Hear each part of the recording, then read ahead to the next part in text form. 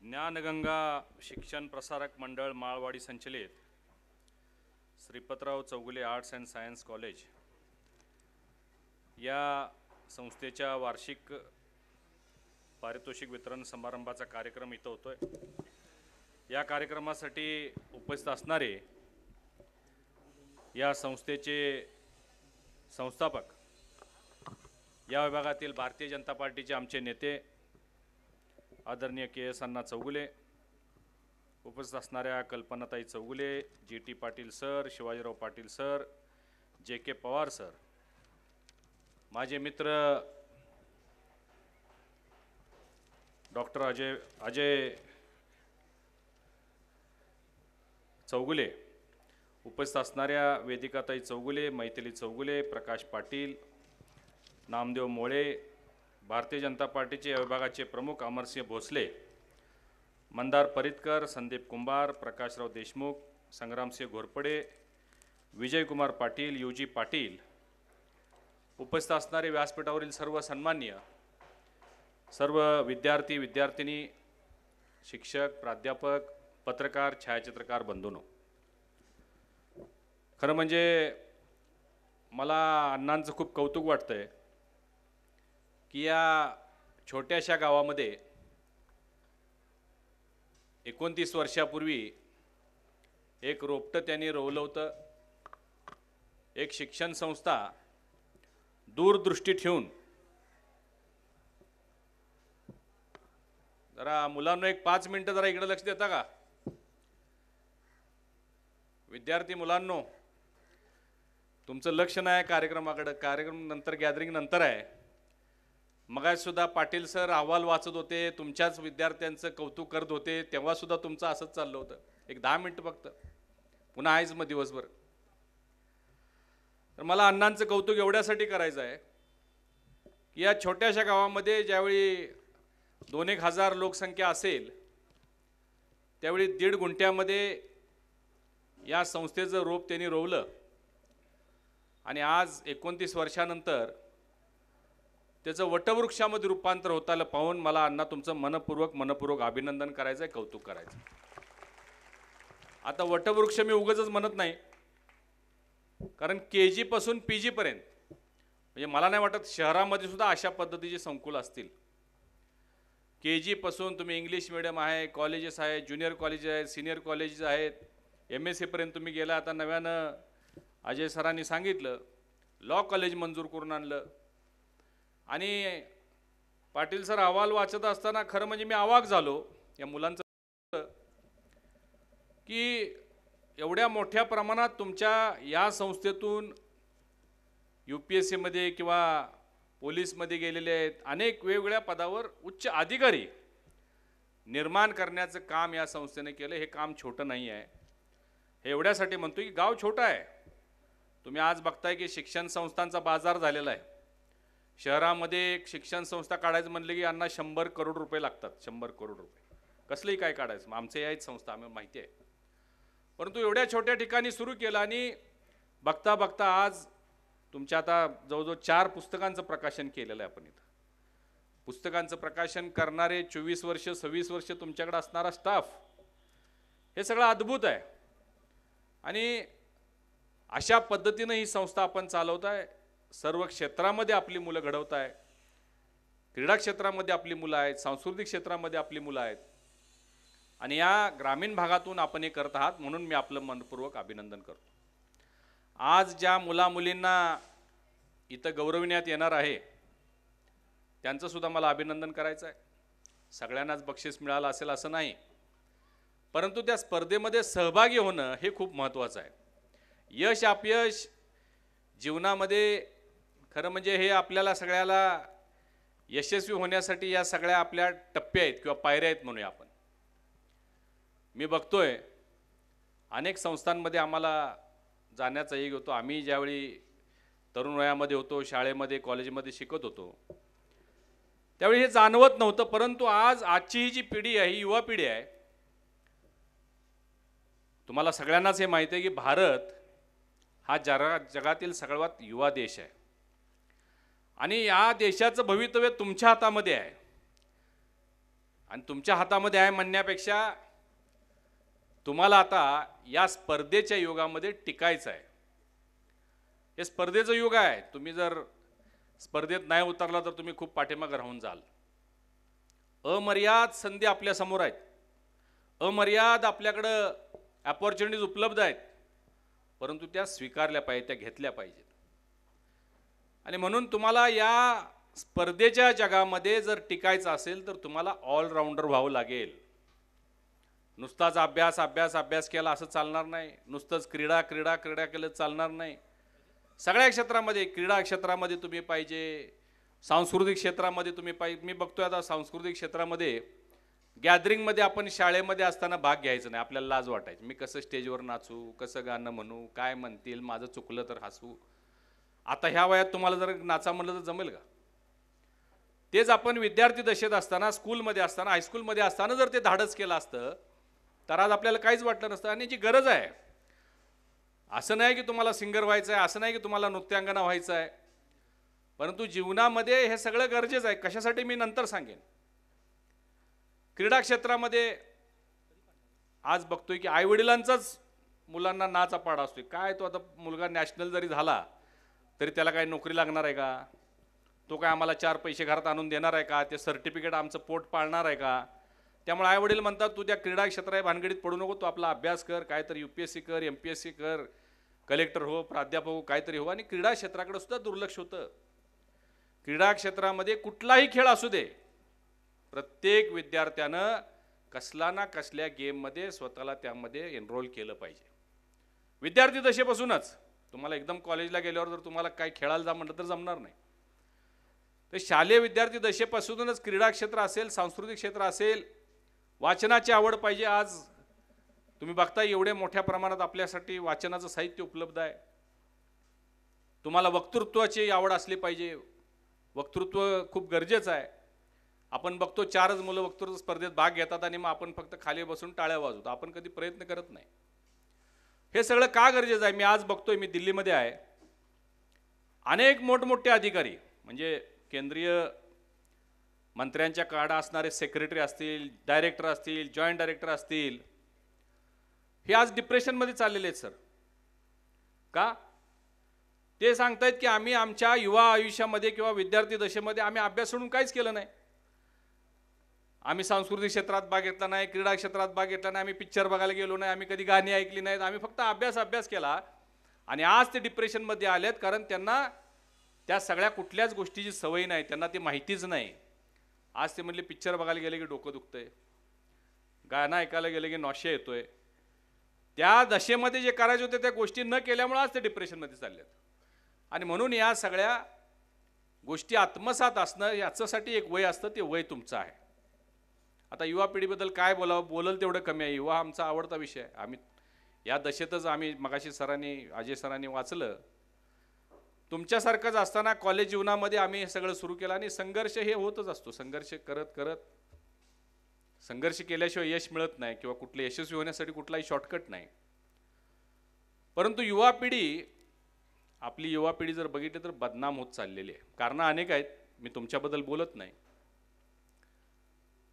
मग ते व्यसनी किंवा व्यसनाधीन झालेले युवक, व्यसन करून धाबडधिंगाणा करणारे युवक, गुटखा खाणारे युवक, संवेदनाहीन. संवेदनाहीन म्हणजे काय? शेजारचा गेला तरी आपल्याला काय सुखदुःख नाही. तुमच्यासाठी 2 चांगली उदाहरणं मी सांगतो. अमेरिकेमध्ये 6 महिन्यापूर्वीची गोष्ट आहे.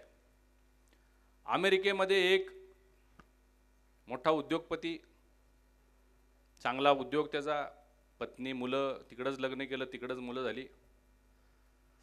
1 वर्षभरानं तो मुंबईला आला आणि घरामध्ये जाऊन फ्लॅटचं दार उघडून आत बघितलं तर आई मरून पडलेली होती. 7-8 महिने झाले, त्याला माहीत नाही. सांगाडा राहिला होता आणि फक्त कापड, साडीचं कापड अंगावर होतं. काय म्हणावं या युवकाला? त्याच्या आई वडिलांनी त्याला शिकवलं, मोठं केलं, या योग्य बनवलं की तो परदेशात जाईल, तिथं तो काहीतरी उद्योग करू शकेल. त्या योग्य त्याला बनवलं आणि त्याची आई मरून पडलेली त्याला माहीत नाही. दुसरं एक उदाहरण तुमच्या सगळ्यांच्या माहितीच आहे. रेमंड कंपनी आपल्याला सगळ्यांना माहिती आहे. रेमंड कंपनीचं टर्नओव्हर 30,000 करोड रुपये आहे.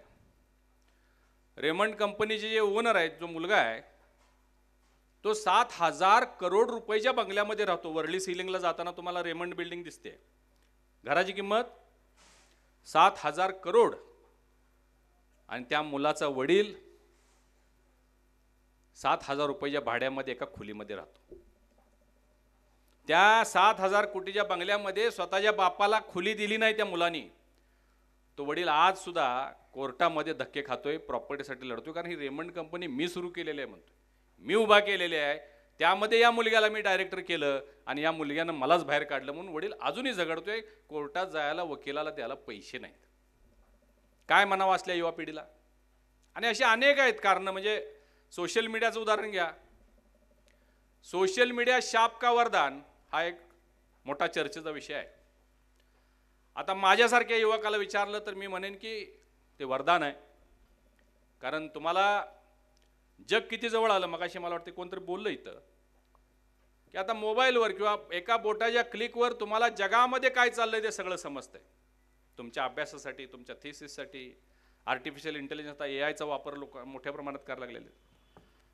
तुम्हाला आज इथं कोतोलीत बसल्या बसल्या तुम्हाला कळते की अमेरिकेची परिस्थिती काय आहे, चायनामध्ये किती तांदूळ निर्माण झाला यावर्षी, आफ्रिकेमध्ये किती गव्हाचं उत्पादन झालं, कुठल्या देशाची काय अर्थव्यवस्था आहे, भारताची अर्थव्यवस्था काय, भारतात आज नव्यानं काय उभं राहिलं.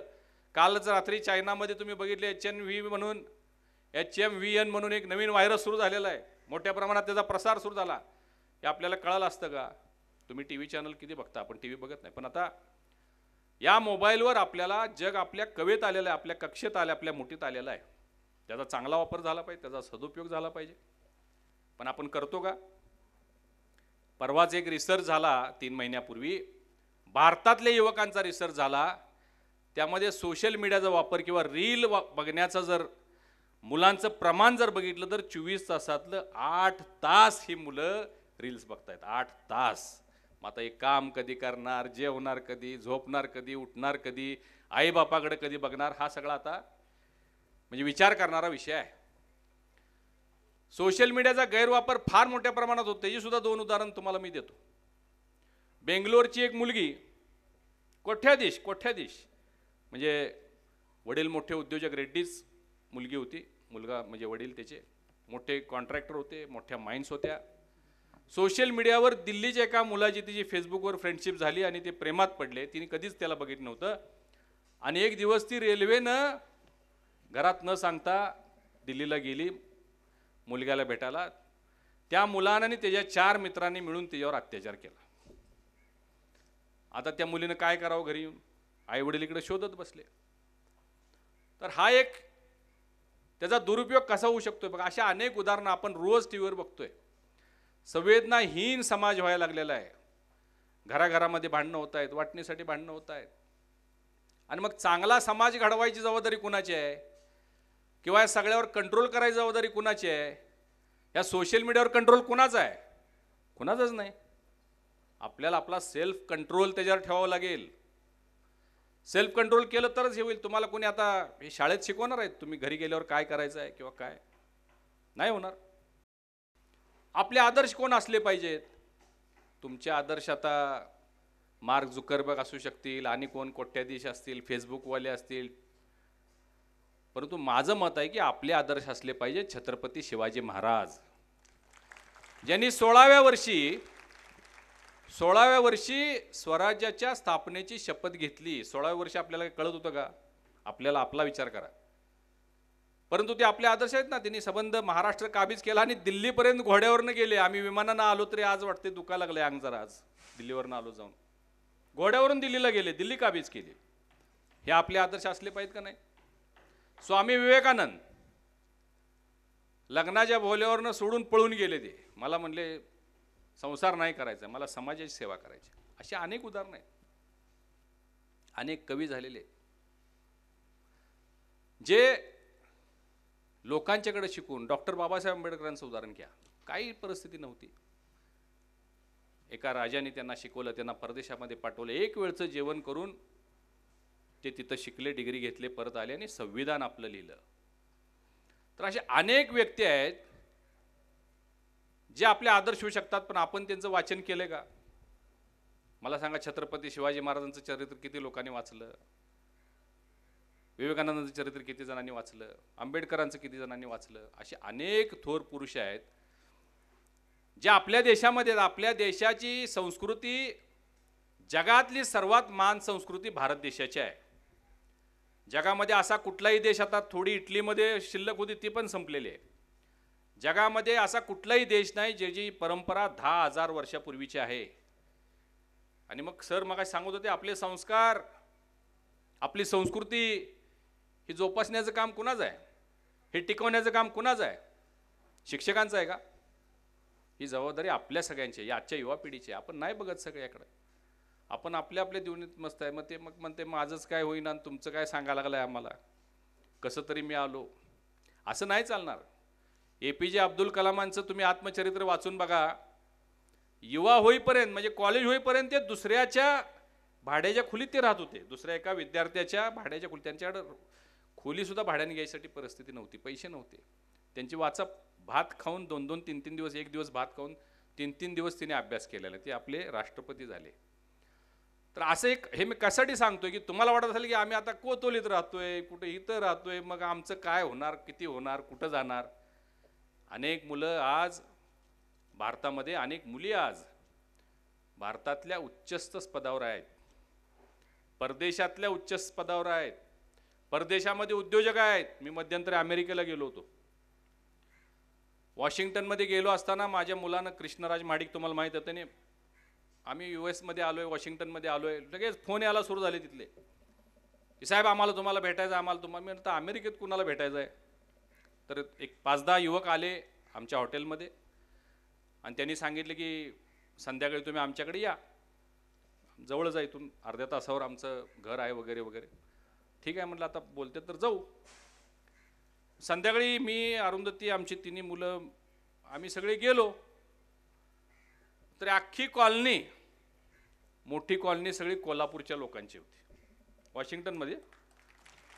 एक जण सांगतोय मी गंगावेशातला आहे, एक जण म्हणतो मी राजारामपुरीतला आहे. आणि बंगले जर बघितलं तर आमच्या दुप्पट बंगले, व्हाईट हाऊस सारखे बंगले, दारामध्ये टेस्ला, पोर्श. मुलं जर त्यांची बघितलं तर त्यांचं इंग्लिश, त्यांचं ॲक्सेंट. ही कुठली मुलं? गंगावेशातली, आपल्या शिवाजी पेठेतली मुलं वॉशिंग्टनमध्ये. आणि मग काय करतो तू इथं? काय नाही म्हणलं, प्लंबिंग काम करतो. दुसरा एक जण म्हणतो मी इलेक्ट्रिशियन आहे, मोठमोठ्या कंपन्यांचं माझ्याकडे इलेक्ट्रिकचं कॉन्ट्रॅक्ट आहे, एक वायर तुटली की जोडायला 10,000 रुपये. ही कोण आहेत? आमची मुलं आहेत. म्हणजे संधी कशा आहेत बघा, संधी घ्यायची असतात. मग एक भाऊ गेला, त्यानं आपल्या भावाला बोलवलं, त्यानं आपल्या मित्राला बोलवलं. आणि ते, कारण तिकडं नाही आहेत लोक काम करणारे. आपल्याला वाटतं हे मी कसं काम करू, आपल्या शाळेत सुद्धा ती व्यवस्था नाही आहे. 10वी पास झालं म्हणजे आपल्याकडे वाटतं की 10वी पास झाला तू म्हणजे वारे न्यारे हो गए. आणि 10वीत नापास होते 70% मुलं. का? मॅथ्स आणि सायन्स. मॅथ्स म्हणजे त्याला 10वीला एवढी भीती घालतात की ते गणित अवघड अवघड अवघड, ते नापासच होते. मग पुन्हा त्याला पुढं बाप म्हणते आता काय शिकू नको, तुला काय जमत नाही. आणि सायन्स तर म्हणजे आपल्या डोक्याचा बाहेरचाच विषय आहे. सायन्स कुणी तर ते उच्चाभ्रू लोकांनी शिकावं, आपला काय संबंध नाही. आपण शेतकऱ्याची पोरं, आपण आर्ट्स. आमचंही तसंच झालं. 10वी झाली, थोडा वेळ झाला पण मुद्दाम 1-2 मिनटं किस्सा सांगतो. 10वी पास झालो कसा तरी, 46%, जास्त नाही. आणि माझी आई आणि वडील दोघं वाद घालत होते संध्याकाळी. आई म्हणत होती की मुन्नाला कॉमर्सला घालूया, आणि वडील म्हणत होते की मुन्नाला आर्ट्सला घालूया. पण आम्हाला काय आमचा से नव्हता, ते म्हणतील ते ऐकायचं. आर्ट्स जायचं का कॉमर्स जायचं, सायन्स विषय नाही, मी आधीच सांगितलं तुम्हाला. मग आम्ही काय वडिलांच्या समोर जात नव्हतो. आई थोड्या वेळ आत आली. मी म्हणलं आई का भांडा लागलाय, काय तुमचं म्हणणं? तर मी म्हणले कॉमर्स तुला घे म्हणाला. म्हणजे का कॉमर्स का घे म्हणते? म्हणजे आम्हाला तेही माहीत नव्हतं की कॉमर्स का असतंय, काय असतंय. तर ते म्हणले की म्हणजे आमच्या आईचे भाऊ, म्हणजे माझे मामा, तडसरचं गाव आहे, मुकुंदराव पवार, विटे गावामध्ये एका बँकेत शाखेत DCच्या क्लार्क होते. तिथं रिटायर झाल्यानंतर मॅनेजर होते, तुम्हाला माहिती आहेत सर, ते तडसरचे आहेत. तर माझे मामा तडसर त्या भागामध्ये विटे म्हणून गाव आहे, तिथं DCच्या बँकेच्या एका शाखेत ते क्लार्क आहेत. तू बी क्लार्क हो, तुला कुठं तर क्लार्कची नोकरी मिळेल, कॉमर्स घे अशी आमची आई म्हणत होती. कुठं तर क्लार्कची नोकरी मिळेल. म्हटलं ठीक आहे. मग दादा का म्हणा लागलेत आर्ट्स घे, त्यांचं वेगळंच म्हणते. ते आर्ट्स घेतलं की कॉलेजला नाही गेलं तर चालते, म्हणजे तुम्ही कुस्ती करू शकताय, तालमीत जाऊ शकताय, वर्षातून एकदा परीक्षा द्यायला गेलं तरी चालते. ही आमची अवस्था. आज तसं नाही आहे. तुम्ही बघताय की 7 विषय झाले की शाणा झाला, असं नाही चालत. आज अमर्याद संधी आहेत. तुम्हाला PM कौशल्यच इथं आहे का नाही मला माहीत नाही. सेंटर 350 कोर्सेस आहेत. 350 म्हणजे तुम्हाला जे करायचं आहे, जे काय तुमच्या मनात असेल ते तुम्ही करू शकता. आणि मग हे जर केलं 1 2 3 4 5 सगळ्या गोष्टी आपल्याला आत्मसात. मी तुम्हाला काय सांगितलं की तुम्हाला ऑलराऊंडर व्हावं लागेल. आर्ट्स कॉमर्स सायन्स होऊन चालणार नाही. तुम्हाला ते फुटबॉल सारखं व्हावं लागेल. जगाच्या पाठीवर कुठेही पडलं तर तो बॉल उडला पाहिजे. अशी पिढी निर्माण होणं आता गरजेचं आहे. हा भारत विश्वगुरू होणार मोदीजी म्हणतात, म्हणजे ते एकटे म्हणले म्हणून होणार का? आपल्या सगळ्यांचं योगदान पाहिजे ना त्यामध्ये. भारताची अर्थव्यवस्था 11व्या क्रमांकावरून 5व्या क्रमांकावर आली म्हणजे काय? मोदीजी म्हणले म्हणून आली का? आता ते सांगतायत की 2027 पर्यंत आम्ही जागतिक अर्थव्यवस्थेमध्ये आम्ही 3ऱ्या क्रमांकावर येणार. सोपं नाही आहे, चेष्टा नाही आहे. विचार करून बघा, आपला देश एवढा मोठा आहे, 144 करोड लोक आहेत आपले. आपण अमेरिकेचं नाव घेतो. केवढा आहे अमेरिका? आपल्या UP एवढा आहे. 33 कोटी लोकसंख्या अमेरिकेची. परंतु आपला एवढा मोठा देश अर्थव्यवस्थेमध्ये एवढा पुढे कसा जातो? तर या सगळ्या 144 करोड लोकांचं राहणीमान जीवनमान उंचावतंय, सुधारतंय, म्हणून आपली प्रगती होते आणि म्हणून आपण अर्थव्यवस्थेमध्ये तिथपर्यंत जातो. हे नुसतं मोदीजी म्हणून चालणार नाही, तर आपलं योगदान त्यामध्ये पाहिजे. आणि तुम्हाला स्मार्ट जनरेशन व्हावं लागेल. तुम्हाला असं आता येड्या गाबळ्यासारखं चालणार नाही. तुम्हाला शासनावर अवलंबून राहून चालणार नाही. सगळंच काही शासन करताय असं नाही आहे. कारण मी सांगितलं आपला एवढा मोठा देश आहे, एवढी मोठी लोकसंख्या आहे. तुम्ही बघा भारताच्या इतर देश कुठल्याही एका युरोपची तुलना करून बघा. युरोपमध्ये 100 नागरिकांच्या पाठीमागे 13 पोलीस असतात. भारतामध्ये 1.5 लाख नागरिकांच्या मागे 1 पोलीस आहे. हसण्याची गोष्ट नाही आहे. हा देश का चाललाय तुम्हाला मी तेवढ्यासाठी सांगतो, कारण आपली संस्कार संस्कृती. आता मी युरोपचा आणि भारताचीच तुलना तुम्हाला सांगतो. 100 माणसांच्या मागे 13 पोलीस असून सुद्धा प्रत्येक वर्षी महिलांच्यावर होणाऱ्या अत्याचार बलात्कारांची संख्या 1.5 लाख आहे. 1.5 लाख. युरोप एवढासा देश. भारतामध्ये मात्र एवढी मोठी लोकसंख्या, एवढे कमी पोलीस बळ, तरी सुद्धा महिलांच्यावर अत्याचार होत आहेत, पण त्याची संख्या आहे 15,000. काय कारण आहे? कारण आज सुद्धा आमच्या मनामध्ये महिलांच्या बद्दल आदर आहे, महिलांच्या बद्दल सन्मान आहे. आम्ही आमच्या पत्नीला लक्ष्मीचं रूप म्हणतो. आम्ही आमच्या आईला अन्नपूर्णा म्हणतो. आमची बहीण आमची वहिनी असेल तर सरस्वती म्हणतो का नाही? म्हणून हा देश सुरक्षित आहे, म्हणून हा देश चाललेला आहे. हे कशामुळे? संस्कार संस्कृतीमुळे. आणि हे टिकवण्याचं सुद्धा काम आपलंच आहे. राष्ट्रप्रेम देशप्रेम हे काय शाळेत शिकवायचा विषय आहे का? आपल्या मनामध्ये असलं पाहिजे ना आपल्या देशाबद्दल प्रेम. मी आत्ता येताना गाडीतनं बघितलं, आत्ता येताना अण्णा होते, गाडी यायला लागली कोल्हापूरची, त्यांना एवढी कागद सगळी ते चिप्स बिप्स खाल्लेले सगळे गाडीतनं खाली टाकले रस्त्यावर. आता घरात जाऊन टाकले असते तर काय बिघडलं असतं का कचरा कुंडीत? छोटीशी गोष्ट आहे. पण स्वच्छता राखा, आपण स्वच्छ राहा, आपलं शहर स्वच्छ राहिलं पाहिजे. विजेचा वापर कमी, म्हणजे वापर जपून करा. वाहनं चांगली चालवा. रोज पेपरला आहे मोटरसायकल अपघात. एका आई वडिलांना आपला मुलगा मोठा करायला 25 वर्ष जातात. 25 वर्ष. आणि 25 सेकंदामध्ये ते कुठल्या तरी ट्रक खाली जाते. कशासाठी?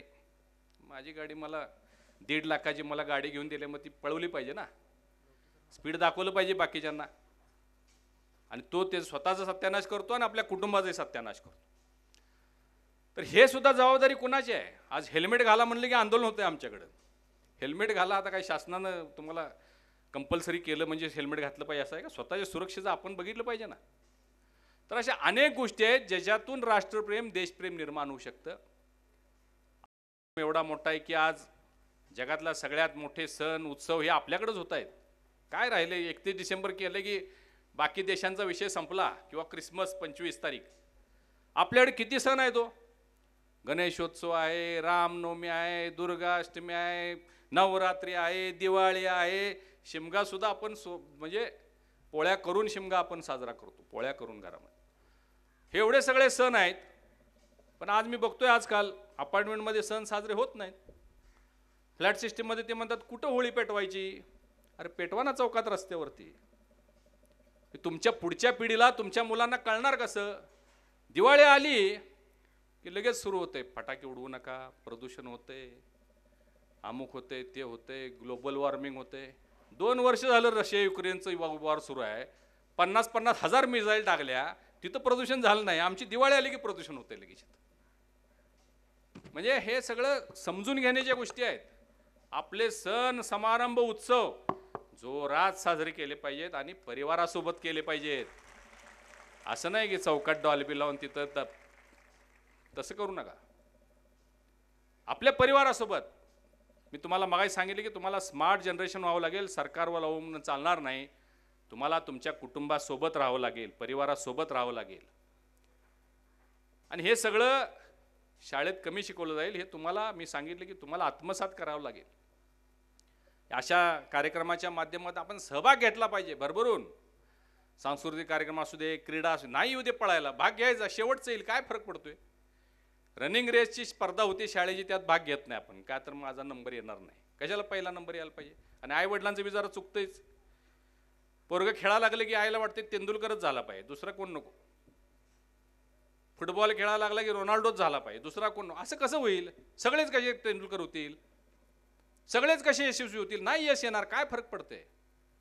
पण यशासाठी प्रयत्न करणार का नाही? माझा बायोडाटा वाचला, ते सांगायचे राहून गेले सर. मी माझ्या आयुष्यामध्ये 6 निवडणुका लढलो, 4 मध्ये पडलोय. 2दा निवडून आलेला दिसतोय तुम्हाला मी, जो जिता वही सिकंदर. परंतु मी 4 वेळा पराभव झालो माझा. मला काही फरक पडला नाही. मी लोकांना नावं ठेवत बसलो नाही. आपल्याकडे ती पद्धत आहे. ग्रामपंचायतला जरी पडला तरी लोक नालायक आहेत, त्यानं पैसे खाल्ले, त्यानं अमुक केले. तुला कोणी उभा राहायला सांगितलं होतं? म्हणजे मी उभा राहतोय कारण माझ्यात काहीतरी करण्याची जिद्द आहे, इच्छाशक्ती आहे. मी धाडस करतो. मी लोकांना नावं कशाला ठेवणार? त्याने मत द्यायला तुला काय बंधनकारक आहे का? तू का त्यांचं घर पोचतो का? पराभव झाला, पराभव संध्याकाळी, पराभव सकाळी 8 वाजता आम्ही कवळा नाक्याला ऑफिसवर, काम चालू. मी कशासाठी सांगतोय हे तुम्हाला शाळेत शिकवलं जाणार नाही. हे तुम्ही जे क्रिया करताय, म्हणजे क्रीडा क्षेत्रात काय काय शिकवलं जातं? एखाद्या स्पर्धेमध्ये हरलो, आता आम्ही तालमीत खेळत होतो, आम्ही एखाद्या यात्रेत कुस्तीत पडलो की दुसऱ्या मैदानात त्याच्या छातीवर कसं बसतो एवढंच मनात असायचं ना आपल्या. तर हे आपल्याला क्रीडा क्षेत्र शिकवतंय. यश अपयश, अपयशानं आम्ही बघतोय 10वीतली मुलं, 12वीतली मुलं डिप्रेशनमध्ये गेलेले. कशाने डिप्रेशन? अभ्यास होत नाही, आत्महत्या करते. अरे कशाचं डिप्रेशन येतंय? चप्पलनं मारलं आईबापानं तर कसं डिप्रेशन येईल त्याला? मारणं झालेत आजकाल आई वडील. काठी घेतली पाहिजे तर तो येतात आमच्याकडे मुलं, साहेब 10वी नापास झाला आणि शाळाच सोडली बघा, आता शिकतच नाही म्हणून. अरे 2 काट्या घाल ना म्हणलं पायावर, कसं तो जात नाही शाळेला बघूया. हे वडिलांनाच म्हणायचं, ते शिकणं झाले पोरगं. तर अशा या सगळ्या गोष्टी या मुलांच्या मध्ये डिप्रेशन येतंय. मग लग्न जमत नाही म्हणून आत्महत्या केली, नोकरी लागत नाही म्हणून आत्महत्या केली, पेपर अवघड गेला म्हणून आत्महत्या केली. कुठनं येतंय? तर हे तुम्ही ऑलराऊंडर नसल्यामुळे डिप्रेशन येतंय. तुम्ही या सगळ्या ह्याच्यात भाग घ्या, काय फरक पडणार नाही. आपण थोडंसं निर्भीड होत असतो या सगळ्या. हे सगळं तुम्हाला इथं मिळतं. इथं प्लॅटफॉर्म करून दिला अण्णांनी, डॉक्टर राजेंनी. तर या सगळ्या प्लॅटफॉर्मचा वापर करून घ्या. स्वतःला सेल्फ डेव्हलप करून म्हणजे यशस्वी व्हा. आई वडिलांचं नाव मोठं करा, आपल्या गावाचं नाव मोठं करा, आपल्या जिल्ह्याचं नाव. कोल्हापूर जिल्हा साधा जिल्हा नाही. या जिल्ह्यानं ऑलिम्पिकपर्यंत मुलं गेलेले आहेत. तुम्ही बघताय क्रीडा क्षेत्रात, सगळ्या क्षेत्रात, साहित्यिकमध्ये आमची मुलं पुढं आहेत. तर या जिल्ह्याच्या पाण्यातच धमक आहे. ती पाणी नशीबवान आहे तुम्ही सगळे की तुम्हाला हे पाणी मिळतंय. तर आपणही काहीतरी केलं पाहिजे. ही जिद्द चिकाटी यशस्वी होण्यासाठी आपण वापरली पाहिजे. नाहीतर आईवडिलांनी मग शाळेत घातलं, मग शाळा शिकलो, मग कॉलेजला घालवलं, मग कॉलेज केलं, मग पुन्हा मग लग्न लावून दिलं म्हणून लग्न केलं, आणि मग आता संसार करतो. हे काय उपयोगाचं नाही. संसार तर सगळीच करतात. म्हणजे या पृथ्वीवर 9 कोटी प्रकारचे जीवजंतू आहेत. 9 कोटी. त्यात मनुष्य प्राणी एकटाच आहे ज्याला परमेश्वरानं बुद्धी दिलेला आहे, मेंदू दिलेला आहे विचार करायला. आपण विचार करतो, कपडे घालतो, आपण आचार विचार जोपासतो. ते म्हणतात की 80 कोटी वर्षानंतर एक मनुष्याचा जन्म येतो. खरं का खोटं मला माहीत नाही, पण तो जन्म हाय. पुढच्या वर्षी आपण काय मांजर होणार आहे का माकड होणार आहे का काय माहीत नाही आपल्याला. तर या जन्माचं आपण ते सत्कारणी कसं लावता येईल? आणि स्वतःसाठी जगू नका, दुसऱ्यासाठी थोडं जगा. स्वतःसाठी मी सांगितले की पशुपक्षी जगतायत. आपण आपल्याबरोबर दुसऱ्या एखाद्या कुणाला काय मदत करता येईल का? गरजवंताला अडचणीत मार्ग काढता येईल का, याच्यासाठी सुद्धा थोडासा प्रयत्न केला पाहिजे. आणि मग तुम्हाला हळूहळू त्याची गोडी आपोआप निर्माण होईल. आमचं आता कृष्णराजचं मला एवढं कौतुक वाटतंय की लहान वयामध्ये 18व्या वर्षी त्यानं ते यूट्यूब सुरू केलं आणि त्याला ती आवड निर्माण झाली गोरगरिबांना मदत करणं. आता एवढं पुढे गेलं की आता आम्हालाच कळत नाही ते कसं झालं एवढं. हे सामाजिक कामाची सुद्धा एक आवड असते. असं नाही की त्याची आर्थिक परिस्थिती फार चांगली आहे, मी त्याला 1 रुपया दिलेला नाही कधी. त्याच्या यूट्यूबमधनं रेव्हेन्यू जनरेशनमधनं साहेब त्याला महिन्याला 5 लाख रुपये येतात. तो 5 लाख रुपयेमधले 5 रुपये सुद्धा घरी आणत नाही, स्वतःसाठी खर्च करत नाही, तो सगळे समाजासाठी खर्च करतो. म्हणजे तुम्हाला असं वाटत असेल की आमच्याकडे पैसे नाहीत, पॉकेट मनी घरातून देत नाहीत आणि आम्ही कसं कुणाला मदत करायचं. 10 मैत्रिणी म्हणून एका मुलीची कुणाची तर अडचण असेल तर मदत करू शकता का नाही? 100-100 रुपये काढू शकता का नाही? पिक्चर जायला कसं काढतो 200 रुपये आपण? कुणाची अडचण असेल, छोटी अडचण असते ती आयुष्यभर लक्षात राहते किंवा तिला एक आयुष्याची दिशा देणारी ती मदत असते. तर अशा या सगळ्या बाबीमध्ये आपण समाविष्ट झालं पाहिजे. जे काही आपल्याला आपल्या संस्थेतून शिदोरी मिळते ती शिदोरी घेऊन, जगाचं ज्ञान घेऊन हे जग काबीज करायचं. भारत सोडून द्या, आता जग काबीज करू शकतोय आपण. त्या सगळ्या संधी आता तुमच्यासाठी उपलब्ध आहेत. तर त्या संधी काबीज करण्यासाठी तुम्हाला सगळ्यांना मी मनपूर्वक शुभेच्छा देतो. या दर्जेदार अशा कार्यक्रमाला मला निमंत्रित केलं, मान सन्मान दिला. मी अण्णा आणि त्यांच्या सर्व स्टाफचं, संयोजकांचं मनपूर्वक आभार व्यक्त करतो. आणि ही संस्था अशीच भरभराट तिची होत राहू. तुम्हाला आता जागा कमी पडायला लागल्या, तुम्ही काही मागणी केलेली नाही, पण ही आणखीन यामध्ये आणखीन संस्था, आणखीन तुकड्या, आणखीन कोर्सेस वाढत राहू अशा पद्धतीच्या सदिच्छा देतो आणि थांबतो. धन्यवाद. जय हिंद, जय महाराष्ट्र.